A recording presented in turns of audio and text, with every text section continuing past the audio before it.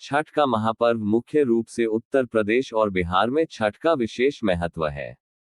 छठ सिर्फ एक पर्व नहीं है, बल्कि महापर्व है, जो कि पूरे 4 दिन तक चलता है। नहाए खाए से इसकी शुरुआत होती है, जो डूबते हुए और उगते हुए सूर्य को अर्घ्य देकर समाप्त होती है। ये पर्व साल में 2 बार मनाया जाता है। पहली बार चैत्र में और दूसरी बार कार्तिक में। चैत्र शुक्ल पक्ष षष्ठी पर मनाए जाने वाले छठ पर्व को चैती छठ और कार्तिक शुक्ल पक्ष षष्ठी पर मनाए जाने वाले पर्व को कार्तिकी छठ भी कहा जाता है। पारिवारिक सुख समृद्धि और मनोवांछित फल प्राप्ति के लिए ये पर्व मनाया जाता है। इसका एक अलग ऐतिहासिक महत्व भी है। माता सीता ने भी की थी सूर्यदेव की पूजा। छठ पूजा की परंपरा कैसे शुरू हुई, इस संदर्भ में कई कथाएं प्रचलित हैं। एक मान्यता के अनुसार जब राम सीता 14 साल के वनवास के बाद अयोध्या लौटे थे, तब रावण वध के पाप से मुक्त होने के लिए उन्होंने ऋषि मुनियों के आदेश पर राजसूर्य यज्ञ करने का फैसला लिया। पूजा के लिए उन्होंने मुग्दल ऋषि को आमंत्रित किया।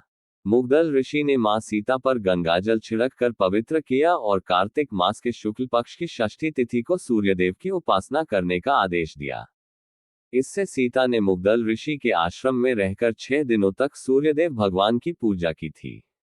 सप्तमी को सूर्योदय के समय फिर से अनुष्ठान कर सूर्यदेव से आशीर्वाद प्राप्त किया था।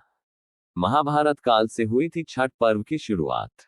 हिंदू मान्यता के मुताबिक कथा प्रचलित है कि छठ पर्व की शुरुआत महाभारत काल से हुई थी। इस पर्व को सबसे पहले सूर्यपुत्र कर्ण ने सूर्य की पूजा करके शुरू किया था।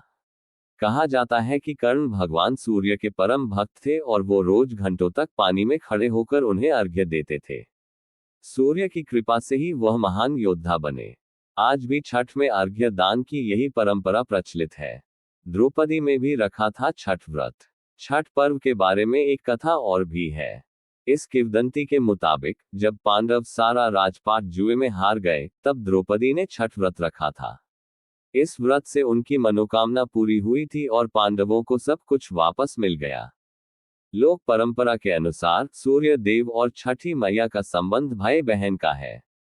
इसलिए छठ के मौके पर सूर्य की आराधना फलदायी मानी गई। क्या है छठ का पौराणिक महत्व? इन कथाओं के अलावा एक और किंवदंती भी प्रचलित है। पुराणों के अनुसार प्रियव्रत नामक एक राजा की कोई संतान नहीं थी। इसके लिए उसने हर जतन कर डाले, लेकिन कोई फायदा नहीं हुआ। तब उस राजा को संतान प्राप्ति के लिए महर्षि कश्यप ने उसे पुत्रेष्टि यज्ञ करने का परामर्श दिया।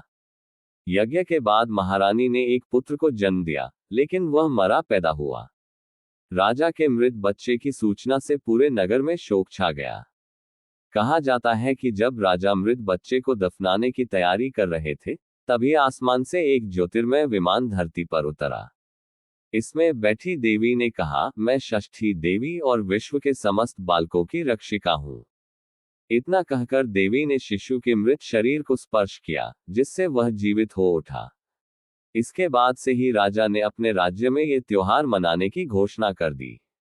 तब से ही इस त्योहार को हम विधि विधान से मनाने लगे।